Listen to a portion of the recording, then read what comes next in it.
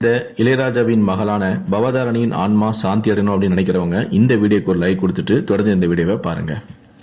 இளையராஜாவின் மகளான பவதார் உடல்நலக் குறைவினால் காலமாக இருந்த நிலையில் அவருடைய ரசிகர்களும் நண்பர்களும் உறவினர்களும் அவருக்காக தங்களுடைய வருத்தங்களை தெரிவித்து அவரை பற்றிய நினைவுகளை பகிர்ந்து வருகிறார்கள். அந்த வகையில்தான் யுவன் சங்கர் ராஜா தன்னுடைய அக்காவை பற்றிய ஒரு தகவலை தற்போது பகிர்ந்துள்ளார். அது சமூக ஊடகங்களில் வைரலாக பகிரப்பட்டு வருகிறது. அதாவது இசையமைப்பாளரான இளையராஜாவின் செல்ல மகளான பவதாரணி இளையராஜாவிடமே ஒரு நபருக்காக சண்டை போட்டு இருக்கிறார்.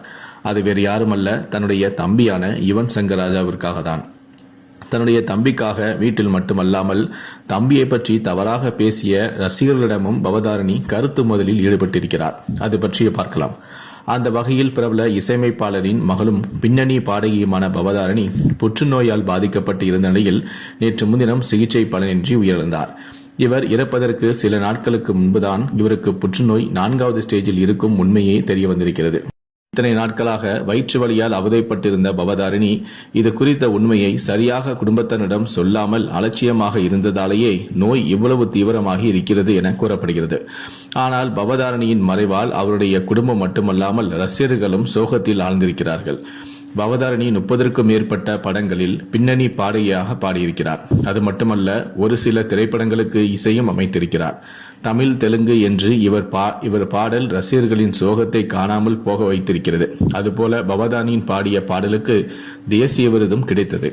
இந்நிலையில்தான் தன்னுடைய தம்பியும் இசையமைப்பாளருமான யுவன் சங்கர் ராஜாவிற்கு அனைத்து விதத்திலும் பவதாரணி உதவியாக இருந்திருக்கிறார். ஆரம்பத்தில் இருந்து இவனை இவ்வளவு மிகப்பெரிய இசையமைப்பாளராக உருவாக்க பவதாரணி தான் அதிக முயற்சி எடுத்துள்ளதாகவும் அதற்கு துணையாக இருந்ததாகவும் இவன் மேடை நிகழ்ச்சிகளிலும் கூறியிருக்கிறார். ஆரம்பத்தில் இவனுக்கு மியூசிக் என்றாலே என்னவென்றே தெரியாத நிலையில் தான் இருந்தாராம். அப்போது பியோனோவை அவரிடம் கொடுத்து இதனை நீ உபயோகித்து சீக்கிரமாக பழகிக்கொள் என்று கூறி இவனுக்கு பியோனோவை முழுமையாக கற்றுக் கொடுத்த ஆசானும் பவதாரணியாக தான் இருந்திருக்கிறார். அதோடு யுவன் சங்கர் ராஜாவுக்கு திருமண வாழ்க்கை சரியாக அமையவில்லை. இவர் 2 திருமணம் செய்து மனைவியை பிரிந்து விட்டார். அவருடைய திருமணத்தின் போது அவர் ஒரு முஸ்லிம் மதத்திற்கு மாறுவதற்கு அனைவருமே எதிர்ப்பு தெரிவித்திருக்கிறார்கள். ஆனால் அவருடைய அக்காவான பவதாரணி மட்டும்தான் இவனுக்கு சம்மதம் தெரிவித்ததோடு இவன் முடிவு எடுப்பதற்கு அவருக்கு முழு உரிமையும் இருக்கிறது என்றும் தன்னுடைய தந்தையிடமே சண்டையிட்டு அவருடைய மனதை மாற்றி சம்மதம் வாங்கியும் கொடுத்திருக்கிறார். பவதாரணி தான் இளையராஜாவின் செல்ல மகள் என்பது எல்லோருக்குமே தெரியும்.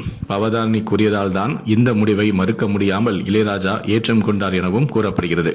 அதுபோல யுவன் சங்கர் ராஜா முஸ்லிம் பெண்ணை திருமணம் செய்வதற்கு சோசியல் மீடியாவிலும் இவனுக்கு எதிராக அதிகமான நெகட்டிவ் கருத்துகளும் வந்தபோதும் பவதாரணி தான் சோசியல் மீடியாவில் தன்னுடைய ஆதரவையும் இவனுக்கு தெரிவித்திருக்கிறார். இப்படி தனக்கு எல்லாமாக இருந்த அக்கா பவதாரணி உயிர்ந்ததை தாங்க முடியாமல் யுவன் சோகத்தில் ஆழ்ந்திருக்கும் நிலையில் அவருடைய ரசிகர்கள் பலரும் இவனுக்கு தங்களுடைய ஆறுதலையும் கூறி வருகிறார்கள்.